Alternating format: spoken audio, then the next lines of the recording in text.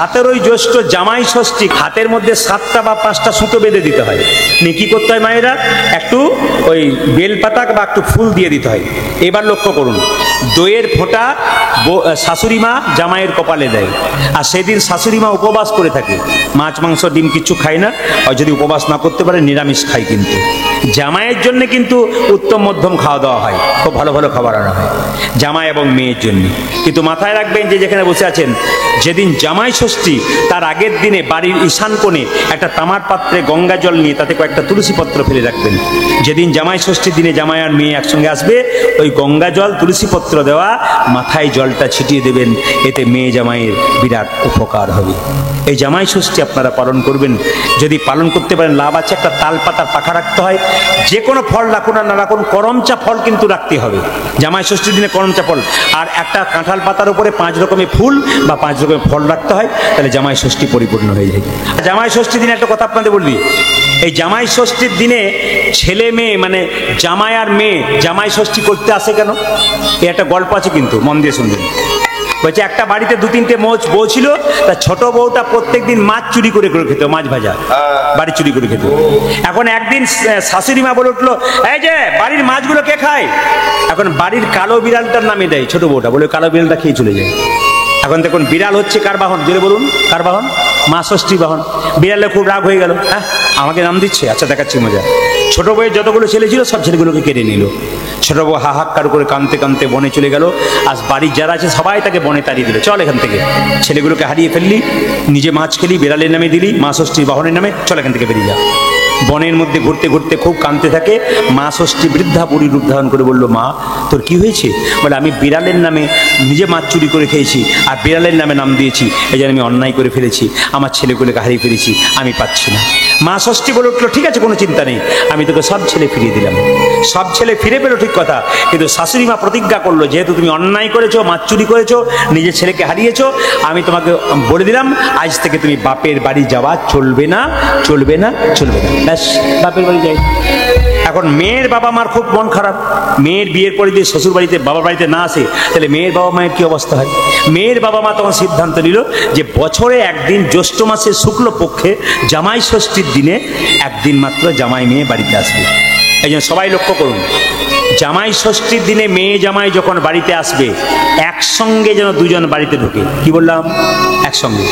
আপনার জামাই ষষ্ঠী পালন করুন, আপনাদের কোনো চিন্তা নাই। যাদের নতুন জামাই আছে বা মেয়ে আছে তারা জামাই ষষ্ঠী পালন করুন। ভগবানের কৃপা পেতে গেলে কাঙ্গাল হতে হবে। হরে কৃষ্ণ। যিনি ভগবানের কৃপা পাবেন তাকে প্রথমে কাঙ্গাল হতে হবে। যখন পৃথিবীতে মায়ের কোলে এসেছিলেন তখন কাপড় ছিল? জোরে বলুন হ্যাঁ না না, জোরে বলবেন ছিল? যখন যাবেন শ্মশানের চিতাতে কাপড় থাকবে? হ্যাঁ হুঁ কিছু বলবেন, তাহলে বুঝবো জেগে আছেন। যখন আপনি শেষের দিনে চিতাতে যাবেন, আস্তে আস্তে আস্তে আস্তে আস্তে শেষের দিনে চিতাতে যখন যাবেন, আপনার কাপড় থাকবে? তবে আপনাদের এখানে আছে কিনা জানি না, আমাদের ওদিকে আছে, বাচ্চা জন্ম নিলে একটা ল্যাঙ্গট পরিয়ে দেওয়া হয় না? জোরে বলুন, পরিয়ে দেওয়া হয়? আমাদের বাচ্চা জন্ম নিলে একটা ল্যাঙ্গট পরিয়ে দেওয়া হয়, তা আপনাদেরও হয় বোধ হয়। এবং মৃত্যুর সময় একটা সাদা কাপড় ঢাকা দেওয়া হয়, আর কিচ্ছু থাকে না। সাদা কাপড়েও পকেট নাই আর ল্যাঙ্গটেও পকেট নাই, কিন্তু মাঝখানে আমরা পকেট ভরার চিন্তায় ব্যস্ত থাকি। আচ্ছা মায়েরা, একটা স্বামীর যদি 10টা কাপড়ের দোকান থাকে, চিতাতে যখন আপনাকে শুইয়ে দেবে, একটা কাপড়ও কিন্তু আপনাকে সঙ্গে দেবে না। আপনি যেমন এসেছিলেন আপনি তেমন চলে যাবেন। কিন্তু এই আসার যাওয়ার ফাঁকে কিছু ভালো কাজ করতে হবে। আপনি যতদিন বাঁচবেন যদি ভালো কাজ করেন, পরের জন্মের জন্মটা আপনার ভালো হবে। আর যদি যতদিন বাঁচবেন আপনি খারাপ কাজ করবেন, আপনার পরের জন্মটা কিন্তু খারাপই হবে। ধরুন আজকে মানিকতলা বলে একটা জায়গা আছে, এখানে জোরে বলুন হ্যাঁ না, তো সেখানে আজকে 2টো বাচ্চার জন্ম হয়েছে শুনলাম। একটা বাচ্চা বড় লোকের বাড়িতে সোনার চামচ মুখে নিয়ে জন্ম নিয়েছে, আর একটা বাচ্চা গরিবের বাড়িতে ভিখারির ঘরে জন্ম নিয়েছে, মায়ের দুধ পাচ্ছে না।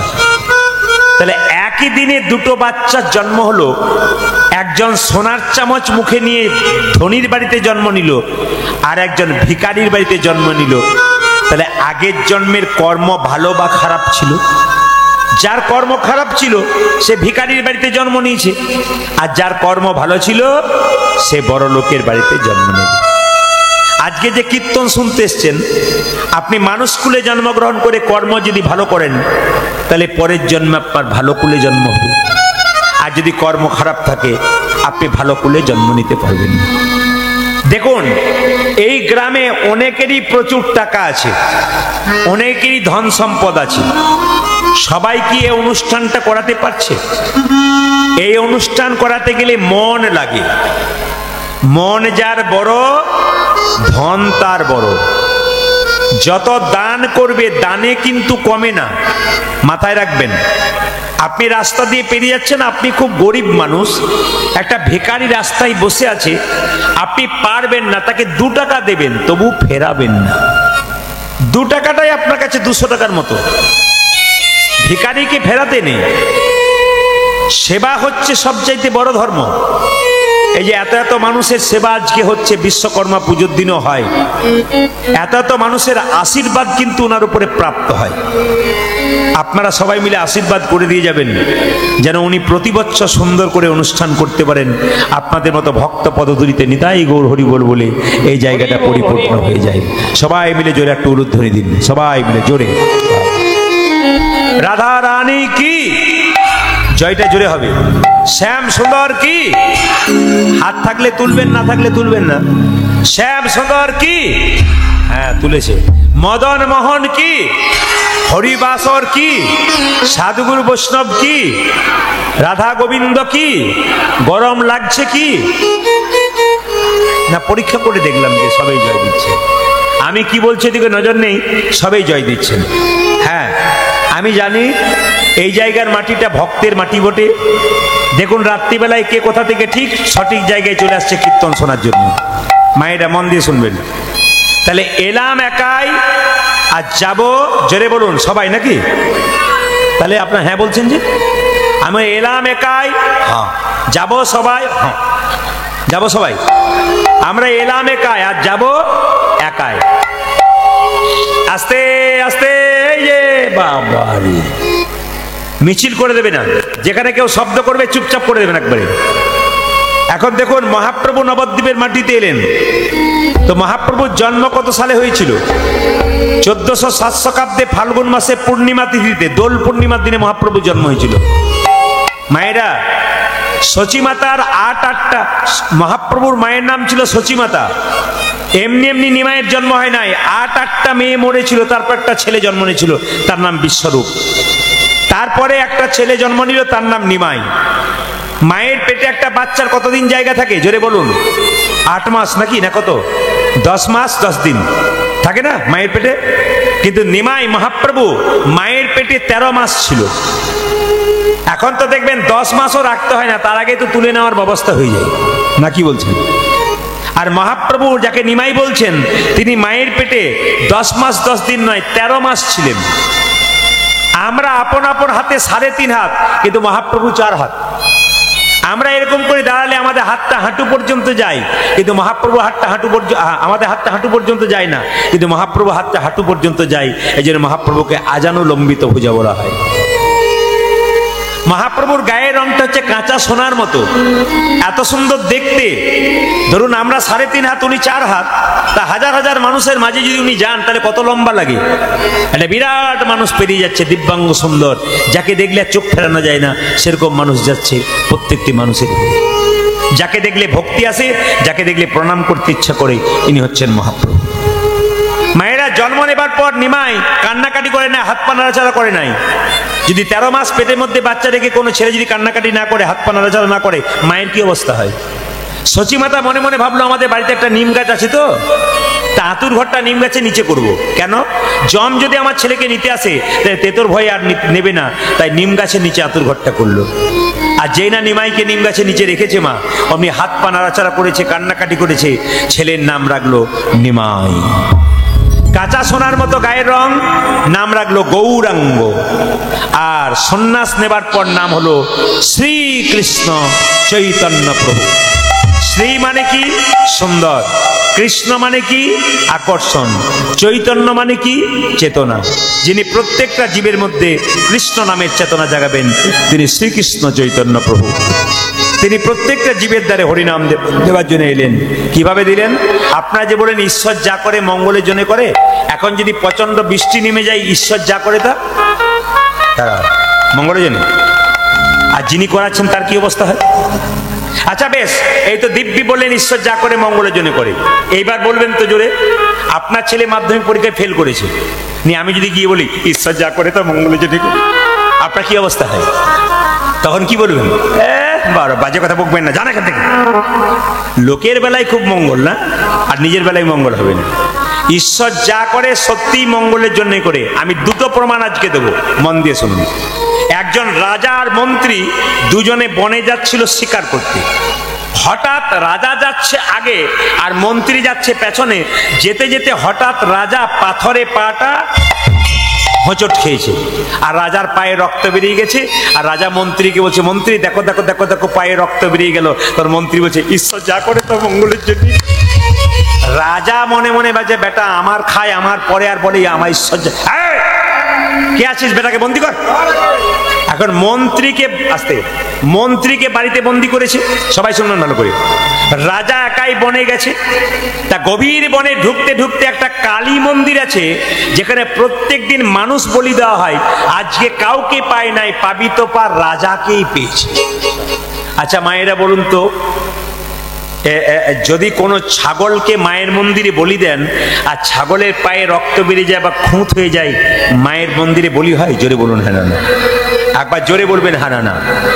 আচ্ছা রাজাকে যেই না ধরেছে, চেনা তো রাজা বটে, এখন যেই না ধরে বলি জয় মা, এখন যেই না জয় মা বলে খড়গটা তুলেছে, কাটতে যাবে, একজন বলে দাঁড়াও, পায়ে হোঁচট খেয়েছে, রক্ত বেরিয়েছে।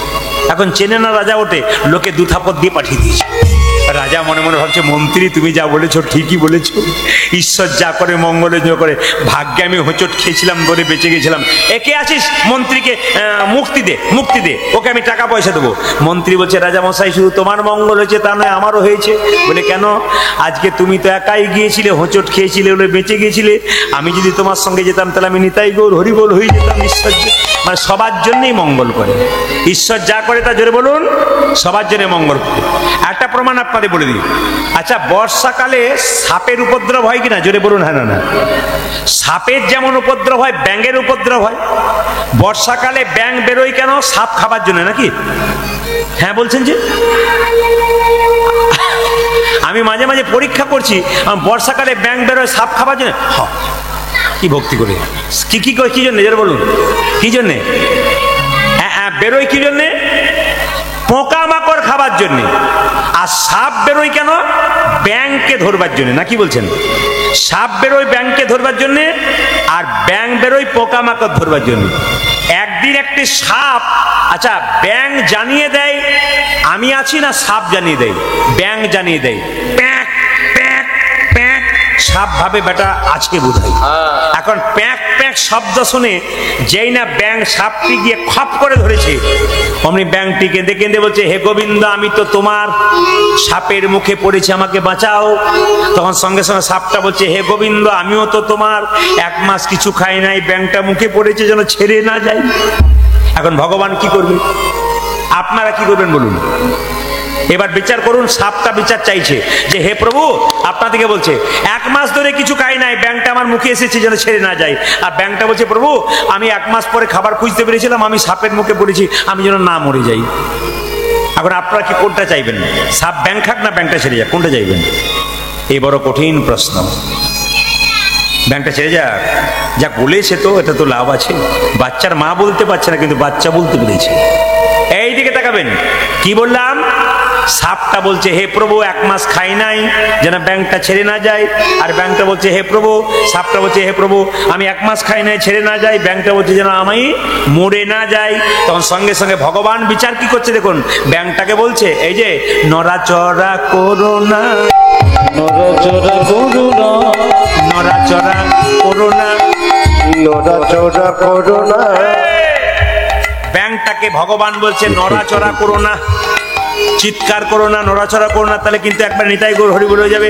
আর সাপটাকে বলছে ধরেছো তো ছেড়ো না, ধরেছো তো ছেড়ো না, ধরেছো তো ছেড়ো না, তুমি ধরেছো তো ছেড়ো ও না। ভাইরা, সাপকে বলছে ভগবান ধরেছো তো ছেড়ো না, আর ব্যাংককে বলছে নড়াচড়া করো না। এখন ব্যাংকটা সাপের মুখে অনেকক্ষণ ধরে বসে আছে, মনে মনে ভাবছে স্বয়ং ভগবান যদি আমাকে মরতে বলেছে, চুপ করে থাকতে বলেছে, চুপ থাকাটাই বুদ্ধিমানের কাজ। এখন ব্যাংকটা চুপ করে আছে অনেকক্ষণ ধরে, সাপ ভাবছে তাহলে বেটা মরে গেছে বোধহয়, এই বলে যেই না নিচে নামিয়ে খেতে যাবে, ব্যাংকটি নিতাই গৌর হরি বল হয়ে গেছে। তার মানে কি, ভগবান সবাইকে সুবুদ্ধি দেয়, যে নিতে পারে তার হয়, আর যে নিতে পারে না তার হয় না। হরিনাম শুনতে যদি এসছেন, যে নিজের জায়গায় বসেছেন, নড়াচড়া করো না, নড়াচড়া করো না। যারা জ্ঞানীজন এখানে বসে আছেন শুনলে চমকে যাবেন। বৃন্দাবনে একজন ভক্ত আছেন, ভক্ত ঠিক বলা যায় না, মহারাজজি আছেন, তার নাম হচ্ছে প্রেমানন্দ দাস মহারাজ। 18 বছর, কিডনি দুটো নাই। যারা বসে আছেন শুনবেন ভালো করে, ইউটিউবে সার্চ করে দেখবেন প্রেমানন্দ দাস মহারাজ, তার 18 বছর, কিডনি দুটো নাই। একটা মানুষের কিডনি নষ্ট হয়ে গেলে 1 বছর 2 বছরেই মরে যায়, 18 বছর নাই। আপনি অবাক হয়ে যাবেন, সেই মানুষটা এখনো ভাগবত পাঠ করছে, এখনো ভগবানের নাম করছে। ওনাকে অনেকেই প্রশ্ন করেছে, সাংবাদিকরা, বহু বহু ভক্তরা, আপনি বেঁচে আছেন কি করে? বলে তার দয়ায়। কি করেছেন? বলে আমি তো জানি আমার কালো মৃত্যু হতে পারে, পরশু হতে পারে, আমি তো সঁপেই দিয়েছি, যা হবে হবে, কিন্তু এখনো হচ্ছে না, 18 বছর পেরিয়ে গেল। শুধু একটা কথা বলবো, বিশ্বাস রাখুন।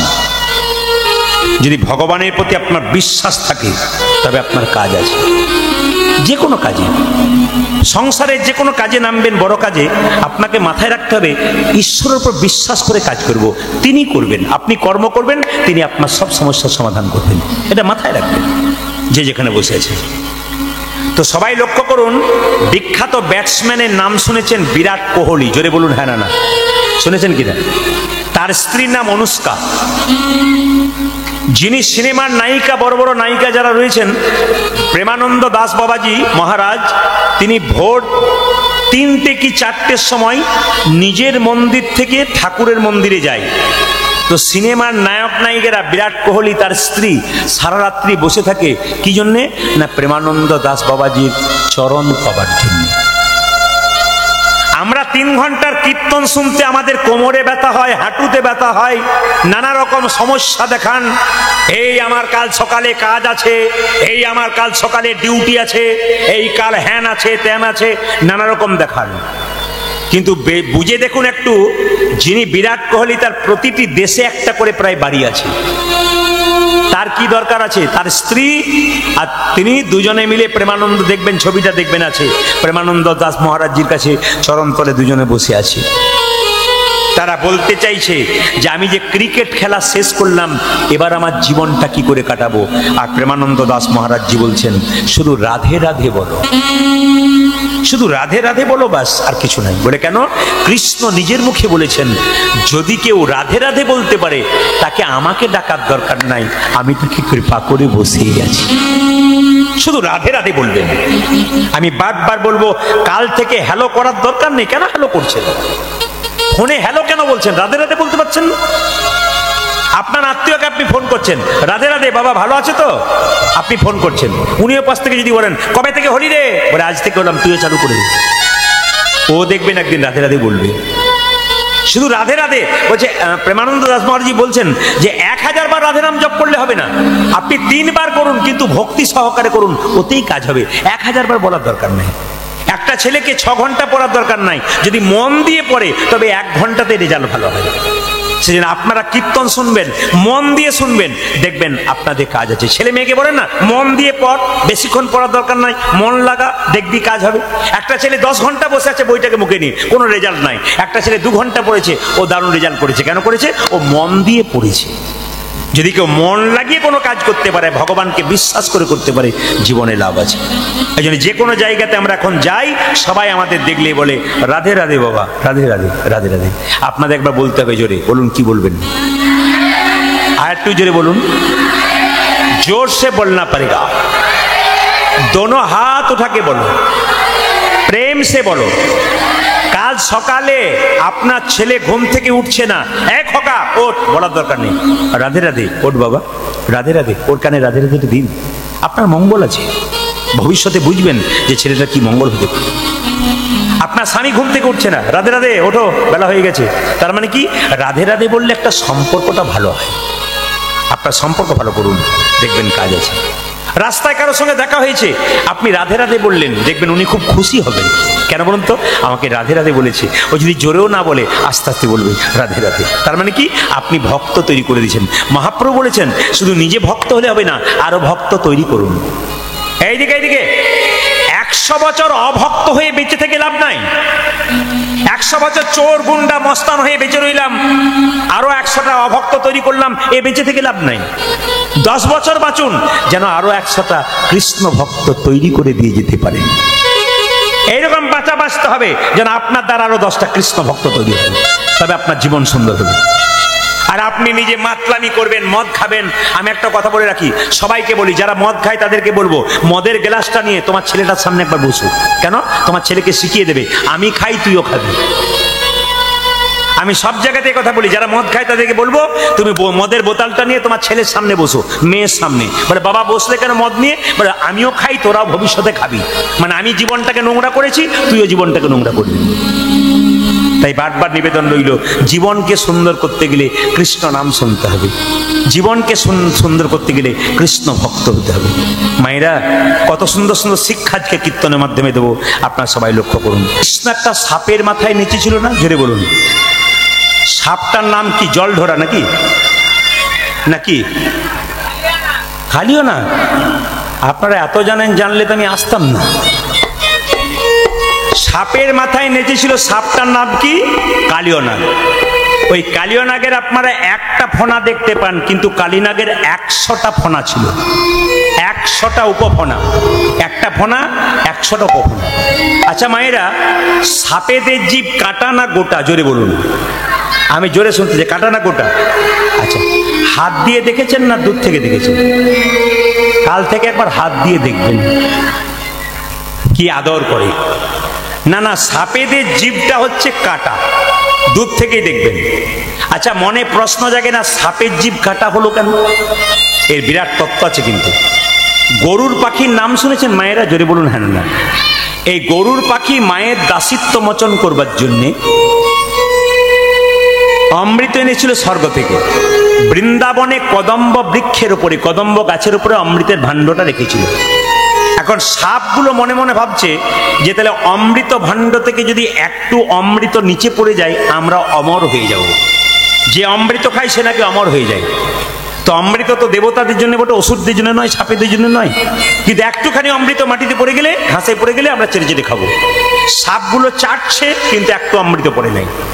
চাটতে চাটতে যে ঘাসের উপর সাপগুলো চাটছিল জিভ দিয়ে, ওই ঘাসটার নাম এরকা ঘাস, যাকে বলা হয় কুশ ঘাস।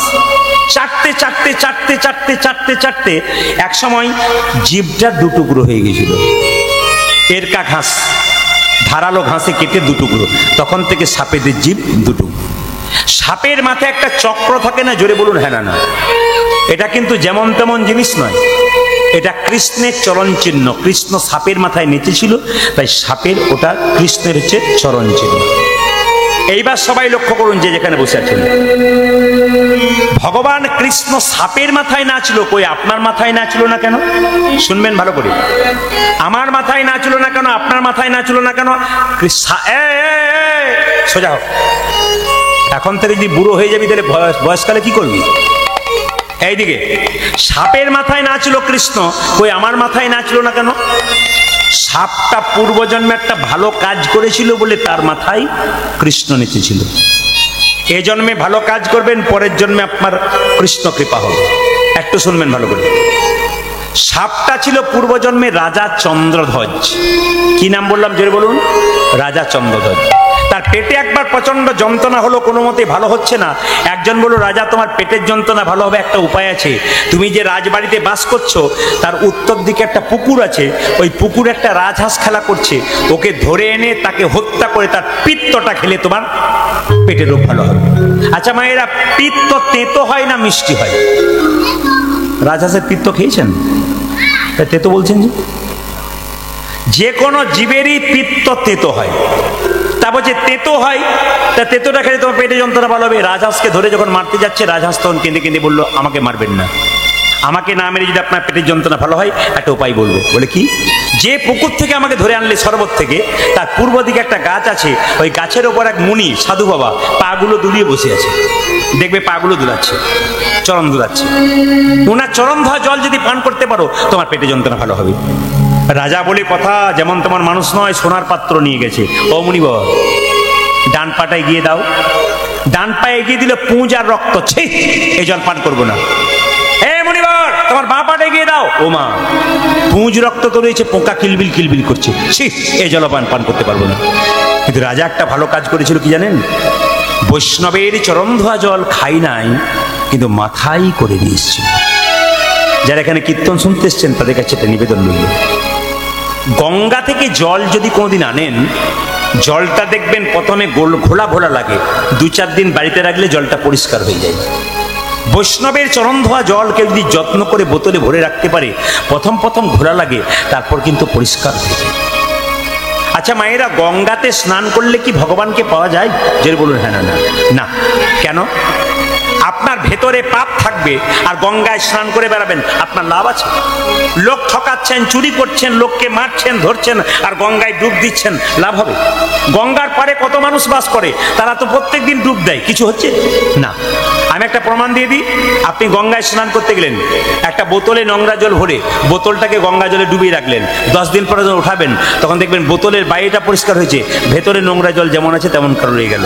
আপনি ভেতরে পাপ করেছেন, অন্যায় করেছেন, আর বাইরে ধুয়ে মুছে পরিষ্কার করছেন, বাইরেটা পরিষ্কার হলো, ভেতরে যেমনকার নোংরা সেরকম রয়ে গেল। তাই আমি আপনাদের বলবো, আগে ভেতরের নোংরাগুলো দূর করুন, আগে ভেতরে পাপগুলো দূর করুন, দেখবেন আপনার। আর এই পাপ দূর করা একটা মাত্র পথ কি? হরিনাম সংকীর্তন। তো মায়েরা সবাই লক্ষ্য করুন, এখন রাজা চন্দ্রধ্বজ সেই চরণ ধোয়া জল মাথায় করে নিল। তার স্ত্রী ছিল 2 জন। স্বামী স্বামী চরণ ধোয়া জল পান করতে পারে না? বলে না, দাও, দেখি দেখি দেখি দেখি দেখি দাও। 2 জনের স্ত্রী পান করেছে। আর সেই মুনি ছুটে এসে বলল, রাজা এ তুমি কি করলে? আমার চরণ ধোয়া জলকে তুমি অপমান করলে, আমি তোমাকে অভিশাপ দিলাম, তোমার সর্প করে জন্ম হবে, তোমার নাম হবে কালীয় নাগ। রাজা চন্দ্রধ্বজে কেঁদে কেঁদে বলল, হে মুনিবর, হে মুনি জীব, হে মুনিবর, হে মুনিব। রাজা কেঁদে কেঁদে বলছে, মুনিবর তুমি আমার অভিশাপ দিলে সাপ কুলে জন্ম হোক, তুমি আমায় অভিশাপ দিলে সাপে কুলে জন্ম হোক, আশীর্বাদ দাও যেন তোমার চরণ আমি মাথায় পেতে পারি। সঙ্গে সঙ্গে মুনি বলল, শোনো, তুমি আমার চরণ ধোয়া জল পান করো নাই, কিন্তু যেগুলো মাথায় করে এনেছো, আশীর্বাদ করলাম একদিন তোমার মাথার উপরে ভগবান শ্রীকৃষ্ণের নৃত্য হবে। তাহলে বাবা, বৈষ্ণবের আশীর্বাদ যদি কারো উপরে থাকে না, তবে তার আর কোনো চিন্তা থাকবে না। সবাই লক্ষ্য করুন, যে যেখানে বসেছেন, পদকর্তা বলছে, কালীদহে বৃন্দাবনে বিরাট বড় একটা নাগ বাস করে, তার নাম কালীয় নাগ।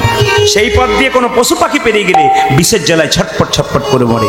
আমাদের মেদিনীপুরের বিভিন্ন জায়গায় গান করি, সামনে কিন্তু প্রচুর বৈষ্ণব বসে থাকে। আজকে আমি পাই নাই, অন্যান্য মেদিনীপুরে প্রায় জায়গাতে বৈষ্ণবরা বসে থাকে। বৈষ্ণবের সাজ পড়লে বৈষ্ণব হওয়া যায় না। যে যেখানে বসে আছেন, আমি একটা সাদা ধুতি পরলাম, তিলক পরলাম, এখানে নামাবলী নিলাম, আমি বৈষ্ণব হয়ে গেলাম তা না। বৈষ্ণব হতে গেলে বৈষ্ণবের লক্ষণগুলো শুনবেন, তবে তাকে বৈষ্ণব বলতে পারবেন। কি বলছে? তৃণাদপি শুনিচেন তররিব সহিষ্ণুরা অমানেন মানদেন কীর্তনীয় সদাহরি। সবাই তাকাবেন। ঘাসের চাইতেও নিচ যিনি বৈষ্ণব হবেন, সবাই তাকান। এই যে ঘাসের উপরে পা দিয়ে যাচ্ছেন, যখন পা দেবেন তোর ঘাস মাথা নিচু করছে, আবার যখন পা তুলছেন আবার ঘাস মাথা উঁচু করছে। কিন্তু যিনি প্রকৃত বৈষ্ণব হবে, ওনাকে হাজার কথা শুনিয়ে দিন, ওই যে মাথা নিচু করে চলে যাবে, কোনো উত্তরই দেবে না। প্রকৃত বৈষ্ণব না হলে একটা কিছু খারাপ কথা বলুন, দেখুন উনি গাল দেবে আপনাকে, হাজার গাল দেবে, তার মানে উনি বৈষ্ণব নন। যে শাস্ত্রের ব্যাখ্যা হয়, কি বলছে বৈষ্ণব কাকে বলে? ত্রেনাদপি শুনিচন, হাজার কথা বলবেন কিন্তু মাথাটা নিচু করে চলে যাবে, একটা উত্তর দেবে না। তররিব সহিষ্ণুনা, গাছকে যখন কাটবেন, গাছ যতক্ষণ না মাটিতে পড়বে আপনাকে ছায়া দান করবে, ফল দান করবে। বৈষ্ণবকে হাজার কথা শোনান, উনি আপনাকে হরিনাম দান করবে, কিচ্ছু বলবে না। আপনি হাজার গাল দিন, কি বলবে? হরে কৃষ্ণ বাবা, হরে কৃষ্ণ হরে কৃষ্ণ। ইনি হচ্ছেন বৈষ্ণব। হাজার কথা বলার পরও তার চরণে মনে হবে প্রণাম জানাই। কেন? যদি আপনি কাউকে গাল দেন, তিনি যদি গাল না দেয়, তখন আপনাকে আফসোস লাগবে। কেন? আমি গাল দিলাম, খুব খারাপ লাগলো, উনি কিছু উত্তর দিলেন না, হরে কৃষ্ণ বলে চলে গেলেন। আপনার মনের মধ্যে একটা বিবেক জাগবে, উনি খুব ভালো মানুষ, আমি একবার গিয়ে বলবো আমার অন্যায় হয়ে গেছে। আর বৈষ্ণব কাকে বলে ভাই না? অমানেন মান দেন। ধরে নিন আপনাদের পথ দিয়ে কেউ যাচ্ছেন, হঠাৎ একজন লোক, কুষ্ঠব্যাধি লোক মায়েরা পড়ে আছে, আপনি কি করবেন? এই দিয়ে তাকান। আপনাদের রাস্তা দিয়ে ধরুন কালকে সকালবেলাতে বেরোচ্ছেন, তো একটা কুষ্ঠব্যাধি লোক, প্রচন্ড ঘা, শরীরে পোকা বেরোচ্ছে, ধরুন পড়ে আছে, আপনি কি করবেন? তুলে ধরবেন তো নাকি? না, তুলে ধরবেন না, নাকে কাপড় জাবা দিয়ে পারাবেন, কোথাকার কি। কিন্তু যিনি প্রকৃত বৈষ্ণব, তিনি কি করবেন? তিনি তাকে তুলে ধরে বলবেন, এ জগতে কোনো ডাক্তার তোর রোগ ভালো করতে পারে নাই, আমার সঙ্গে কোলে কোল দিয়ে একবার হরি বল বল, তোর দেহরোগ তো দূর হবে, তার সঙ্গে তোর ভব রোগ পর্যন্ত দূর হবে। ইনি হচ্ছেন বৈষ্ণব। যাকে আমরা মানি না, বৈষ্ণব তাকে মানে। আর কি? কীর্তনীয় সদাহরি। বৈষ্ণবের 5টা লক্ষণ আছে। তিলক থাকবে, তুলসী মালা থাকবে, শিখা থাকবে, কৌপিন থাকবে, বহির্বাসে হরিনাম থাকবে, তিনি বৈষ্ণব। বৈষ্ণব তিনি আন কথা বলবেন না। রাস্তা দিয়ে পেরে যাবে, বাবা কেমন আছেন? হরে কৃষ্ণ। বাবা শরীর ভালো আছে তো? হ্যাঁ, কৃষ্ণের কৃপায় চলছে আর কি। বাবা কোথায় যাবেন? একটু প্রভুর কৃপায় মানিকতলা চললাম। আচ্ছা আচ্ছা। কখন ফিরে আসবেন? প্রভু যখন ফেরানো করাবে তখন ফিরবো, বলতে পারবো না কখন ফিরবো। তিনি ফেরাতেও পারেন, না ফেরাতে পারেন। এরকম কথা যার মুখে থাকবে, তিনি হচ্ছেন বৈষ্ণব। আর বৈষ্ণবের লক্ষণ দেখুন, সবাই শুনবেন ভালো করে। হাজার হাজার বটের ফল বট গাছে হয়, কিন্তু বট গাছের নিচে পড়ে একটাও চারা গাছ হয়? জোরে বলুন, দেখেছেন কোনদিন? আমাকে উত্তর দেবেন আপনারা। হাজার হাজার বটের ফল বট গাছে হয়, কিন্তু বটের ফল বট গাছের নিচে পড়ে একটাও বট গাছ হয়েছে? জোরে বলুন, হয় না। কিন্তু কোথায় হয় বলুন তো? পাখিতে খেয়ে স্টোমাকে গিয়ে সেই পাখি যদি ছাতের কান্নিসে পায়খানা করে, ওইখানেই বট গাছ হয়। বিচারটা করবেন কিন্তু, ওইখানেই বট গাছ হয়। তাহলে যাত্রার মুখে কীর্তন শুনলে হবে না, যতক্ষণ না বৈষ্ণবের মুখে মধুমাখা কীর্তন শুনবেন, ততক্ষণ আপনার গৌর গোবিন্দের কৃপা কোনোদিনই হবে না। এই জন্য হরিনাম শোনো গিয়ে বৈষ্ণবের ঠাঁই। যাত্রার মুখে কীর্তন শুনলে কোনো লাভ হবে না, বৈষ্ণবের মুখে কীর্তন শুনতে হবে, তবে আপনার জীবন লাভ হবে। এবার শুনবেন, আর বৈষ্ণব কাকে বলে? আপনাদের এই মেদিনীপুরে, খড়গপুর এলাকায় কোথায় গরুর হাট আছে আমি জানি না, হয়তো আছে, আপনারা জানেন। তো যেখানে গরুর হাট আছে, একবার প্রমাণ দেখে নেবেন প্রদীপ পাল কি বলছে। আপনি গাভী কিনতে গেছেন, বাছুর কিনতে গেছেন, আপনি গাভীকে দড়ি দিয়ে টানুন, বাছুর আসবে না, এই গাভীটা আসবে না। কেন আসবে না বলুন তো? বাছুর না এলে গাভী আসবে না। এক কাজ করে দেখেন তো, বাছুরটাকে কোলে করে আগে আগে নিয়ে আসবেন, গাভীকে ডাকতে হবে না, গাভী আপনার পেছন পেছন হুড় হুড় করে দৌড়ে আসবে। এখানে তত্ত্ব কি? বৈষ্ণবের চরণ ধরে কেউ যদি এগিয়ে যায়, ভগবানকে ডাকতে হবে না, ভগবান বৈষ্ণবের পেছন পেছন আপনার বাড়ির দিকে এগিয়ে যাবে। যুক্তিগুলো শুনবেন। আর বৈষ্ণব কাকে বলে? এইদিকে একটা কলেজে পড়া মেয়ে 3 তলার উপরে দাঁড়িয়ে আছে, একজন বৈষ্ণব নেড়া মাথা শিখা রেখেছে, গঙ্গা থেকে স্নান করে আসছে, আর 3 তলার উপর থেকে মেয়েটি বৈষ্ণবের মাথায়, বৈষ্ণব, বৈষ্ণবের মাথায় থুতু ফেলেছে, আর বৈষ্ণব বলছে, থুতু ফেলে দিলি মা? আচ্ছা ঠিক আছে, স্নান করতে যাই। আচ্ছা, আমার আপনার মাথায় থুতু ফেলে কি বলতাম? একবার নেমে আয়, তারপর দেখাচ্ছি মজা, বলবো না? কিন্তু বৈষ্ণবের মাথায় থুতু ফেলে কি বলে? থুতু ফেলে দিলি? আচ্ছা আচ্ছা, থুতু ফেলে দিলি? বলছে থুতু ফেলে দিলি? বলছে না, থুতু ফেলে দিলি? আচ্ছা আচ্ছা ঠিক আছে, স্নান করে আসি। যেই না স্নান করতে গেছে, সবাই লক্ষ্য করুন, যেই না স্নান করতে গেছে অমনি আবার ফিরে আসছে, আবার থুতু ফেলে দিয়েছে, আবার গঙ্গা স্নান করেছে, আবার থুতু ফেলেছে, আবার গঙ্গা স্নান করেছে, 10 বার থুতু ফেলেছে। 10 বারের পর যখন 11 বার থুতু ফেলতে যাবে, তখন মেয়েটির বাবা দেখতে, এই কি ব্যাপার, তুই ছাদের উপরে বৈষ্ণবের মাথায় থুতু ফেলছিস? নেমে আই, নেমে আই, লজ্জা করে না তোর? কলেজে পড়িস আর তুই বৈষ্ণবের মাথায় থুতু ফেলছিস? এদিকে আয়, নেমে আই, তোকে দেখাচ্ছি মজা। বৈষ্ণব বলছে, বাবা আপনার মেয়েকে আপনি বকবেন না। বলে কেন? আপনার মেয়ে আমার মাথায় থুতু ফেলেছে বলে আমার লাভ হয়ে গেছে। বলে কি লাভ হয়েছে? বলছে আমার মাথায় থুতু ফেলেছে বলে কি লাভ হয়েছে না? আমি শাস্ত্রে শুনেছি, গঙ্গা স্নান করলে, একবার করলে 1 জন্মের পাপ ধোয় হয়। আপনার মেয়ে আমার মাথায় 10 বার থুতু ফেলেছে, আমার 1 জন্ম নয়, জন্ম জন্মান্তরের যত পাপ আছে সব পাপ। ইনি হচ্ছেন বৈষ্ণব। যিনি কোনো প্রতিবাদ করবেন না, তিনি হচ্ছেন বৈষ্ণব। এই যে সবাই শুনুন, খুব দামি কথাগুলো শুনে রাখুন, আপনাদের জীবনে কাজে লাগবে। বাবা, এই যদি আপনাদের খড়গপুর এলাকায় কেউ মরে, আপনারা আগুনে পোড়ান না? জেরে বলুন হ্যাঁ না? জেরে বলুন পোড়ান কিনা? হ্যাঁ, এইদিকে দেখা, আগুনে পোড়ান না? জোরে বলুন। পোড়ান। আচ্ছা বলে রাখি, আগুনে আপনারা পোড়ান তো, কিন্তু মানুষ মারা গেলে তাকে 3 ভাবে সৎকার করা যায়। আগুনে যখন পোড়াতে যান শ্মশান ঘাটে, আপনারা একটু শিখে নিয়ে যান, তাহলে আপনাদের লাভ আছে। কত শিক্ষা আছে দেখুন। যখন বাবা মারা গেল, তাকে চিতাতে শুয়ে দিলেন, তখন দেখবেন ছেলে কি করে, আগুন নিয়ে চিতার চারিদিকে 3 বার ঘোরে না? জোরে বলুন হ্যাঁ না? ঘোরে কিনা? কিন্তু সেই সময় একটা কথা বলে, ওই কথাটা কেউ বলেও না, আমরা জানিও না। আজকে জানিয়ে দিতে চাই কি বলে। দেখুন, যখনই বাবাকে বা মাকে চিতাতে শুয়ে দেওয়া হলো, তখন লক্ষ্য করবেন মায়েরা, চিতাতে যখন শুয়ে দেওয়া হলো, তখন বাবা ছেলে কি করে, আগুনটা নিয়ে যখন 3 বার প্রদক্ষিণ করে, তখন বলে, হে ব্রহ্মা, হে অগ্নিদেব, আমার বাবা সারা জীবন সংসারে ছিল, যদি কোনো পাপ করে থাকে, যদি কোনো অন্যায় করে থাকে, তুমি আমার বাবাকে নিজ গুণে ক্ষমা করে দিও। কেউ বলেছেন? এতদিন মরা পোড়াতে গেছেন, কেউ বলেছেন? জোরে বলুন, কেউ বলেছেন? কেউ বলেন। আপনাদের জানতে হবে, ভগবান শ্রীকৃষ্ণ বললেন, শাস্ত্রের নিয়মে করলে আপনার জীবন সুন্দর, আর শাস্ত্রের নিয়মে না করলে আপনার জীবন গোটাটাই মিথ্যা। এই জন্য কীর্তন শুনবেন, আপনার জীবনে লাভ আছে। যতক্ষণ শুনবেন, যেটুকু শিখবেন, ভেতরে নিয়ে যাবেন। ধরতে পারলে কাজ, না ধরতে পারলে কোনো কাজ নেই। তাহলে বাবারা, ভাইয়েরা শুনতে পারলেন কিরকম কথা? মা বাবা চিতাতে শুয়ে আছে, আপনি প্রদক্ষিণ করছেন, অগ্নিটাকে হাতে নিয়ে কি বলবেন, যে হে অগ্নিদেব, হে ব্রহ্মা, আমার বাবা মা মারা গেল, তো মৃত্যুর আগে যদি কোনো পাপ কাজ করে থাকে, তুমি নিজ গুণে ক্ষমা করে থাকো। আবার এরপর একটা কথা আছে, এরপরে কি কথা আছে, আগুনটাকে নিয়ে সে আবার বলবে, হে অগ্নিদেব, আমাকেও একদিন এখানে আসতে হবে, আমি যদি কোনো পাপ করে থাকি, আমাকে নিজ গুণে তুমি ক্ষমা করে দেবে। মানে চেতন করিয়ে দিল যে তোমার বাবা শুধু এলো তা নয়, এরপরে তোমাকেও এখানে আসতে। এত সুন্দর শিক্ষা আছে আমাদের সনাতন ধর্মে।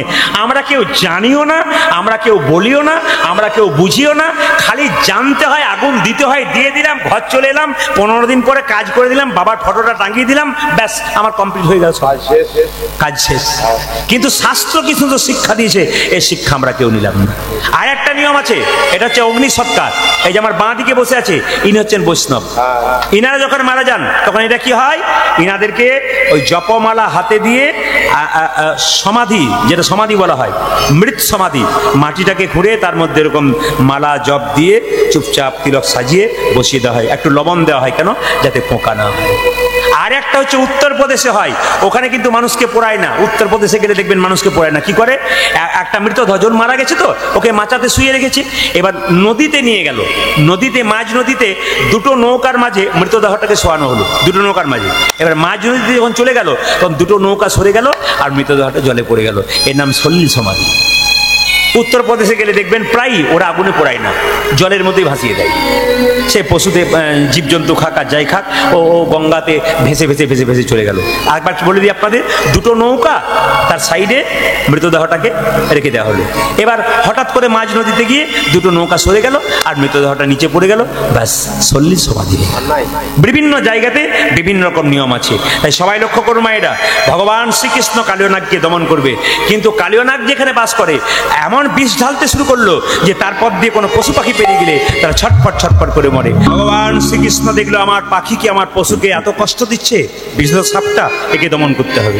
তাই ভগবান কি করলেন, মাকে বললেন মা সাজিয়ে দাও।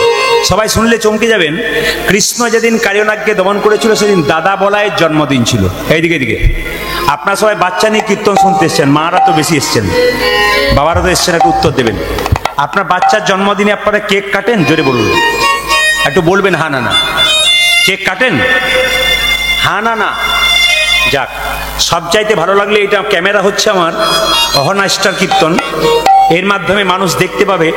হাজার হাজার জায়গায় কীর্তন করেছি, সব জায়গাতে বলি কেক কাটেন, সব জায়গায় হ্যাঁ বলে, আপনার না বললেন।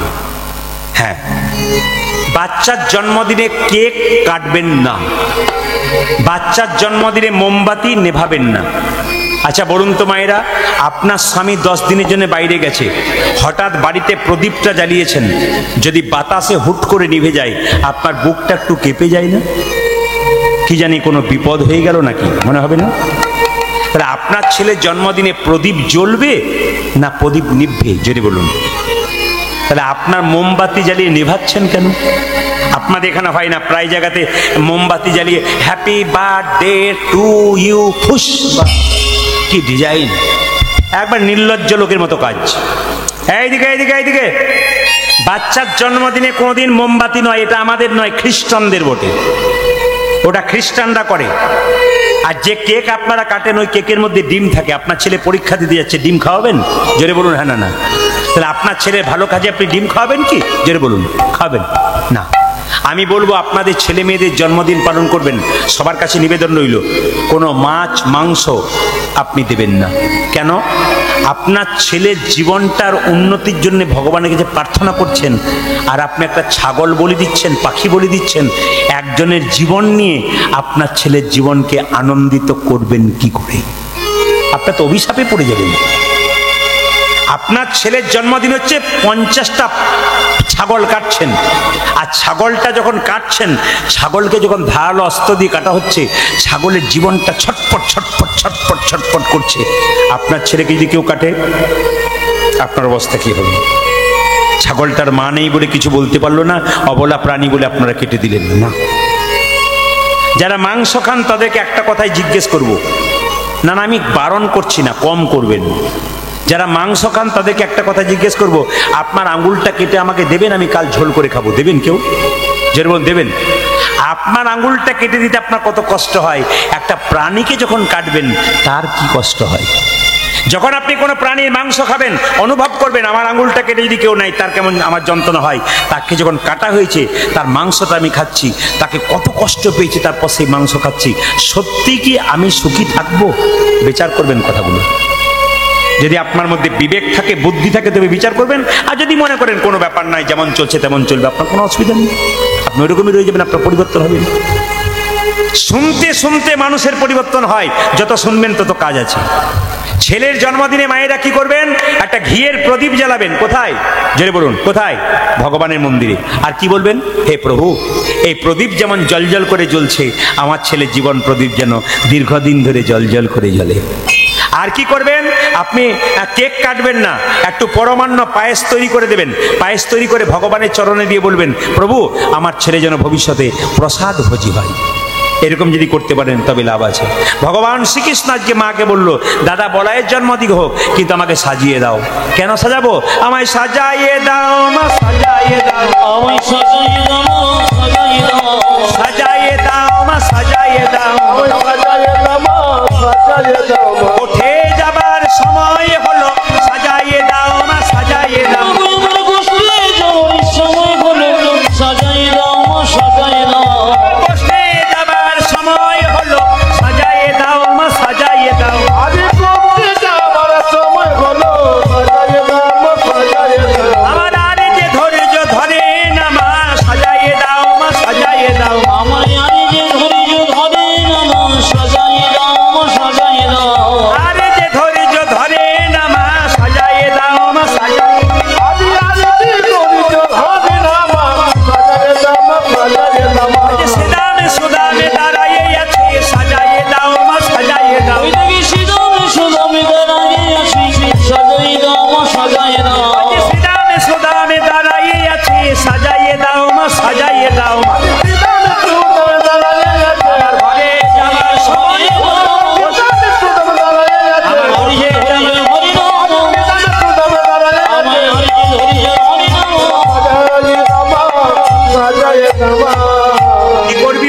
করবি মাগোই আমি চড়াবো বাছুর ও মা ও মাগো আমি মা আমি চড়াবো বাছুর ও যে মাগোই আমি চড়াবো বাছুর মা মাগো আমি